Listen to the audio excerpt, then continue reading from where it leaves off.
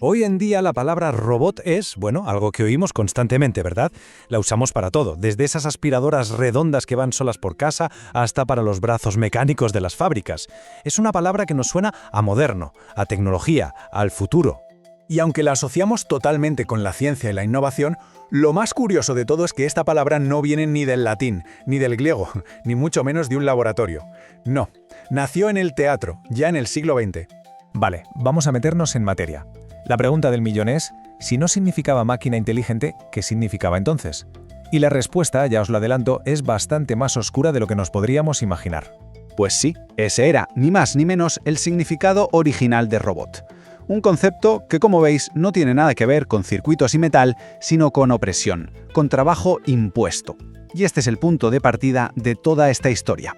Para entender de dónde sale todo esto, tenemos que viajar en el tiempo a la Checoslovaquia de 1920. Allí, un escritor llamado Karel Čapek estaba a punto de cambiar nuestro vocabulario para siempre, y lo hizo casi sin querer. Y ojo, porque aunque la palabra se acuñó en 1920, como vemos aquí, su raíz es mucho pero que mucho más antigua. Nos tenemos que remontar a la Edad Media, a un sistema de servidumbre feudal. La palabra clave aquí es robota. En checo y en otras lenguas eslavas, robota era básicamente la corvea, ese trabajo obligatorio, esa especie de impuesto en forma de jornales que los siervos pagaban a sus señores. Era una carga, un trabajo no elegido. Aquí no hay nada de tecnología, es pura imposición humana. Y aquí es donde la historia se vuelve casi una anécdota de estar por casa. Čapek estaba escribiendo su famosa obra, RUR, y claro, necesitaba un nombre para sus obreros artificiales. Su primera idea fue labori, que viene del latín labor, trabajo. Pero su hermano Joseph, que era pintor, le dio la sugerencia clave. Oye, ¿y por qué no los llamas roboti? Y así, a partir de robota, de esa idea de servidumbre, nació la palabra que hoy conocemos todos.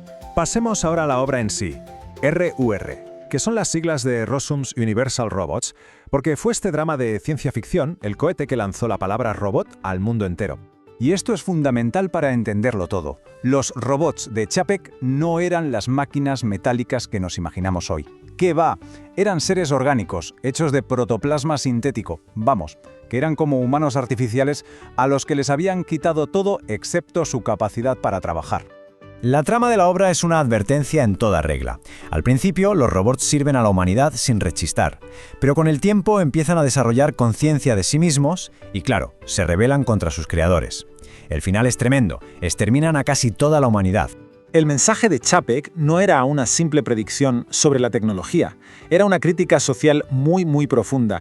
Lo que estaba diciendo es, ojo con la deshumanización, ojo con tratar a otros seres, sean humanos o no, como si fueran meros instrumentos para nuestros fines. Y este gráfico ilustra a la perfección lo que pasó después. La obra fue un exitazo mundial y la palabra robot se extendió como la pólvora. Sin embargo, en ese proceso, su significado original, esa conexión tan fuerte con la esclavitud y el trabajo forzado, se fue perdiendo casi por completo. Ahora vamos a ver cómo evolucionó la palabra, porque aquí es donde la historia da un giro de guión verdaderamente irónico, uno que conecta esa advertencia de hace un siglo con nuestra realidad actual. Autores de ciencia ficción que vinieron después, como el gran Isaac Asimov, cogieron la palabra pero le dieron un enfoque totalmente nuevo. Crearon un marco ético, las famosísimas 3 leyes de la robótica, para asegurarse de que los robots fueran servidores útiles y sobre todo seguros, que no fueran una amenaza. Y aquí llegamos a la gran ironía.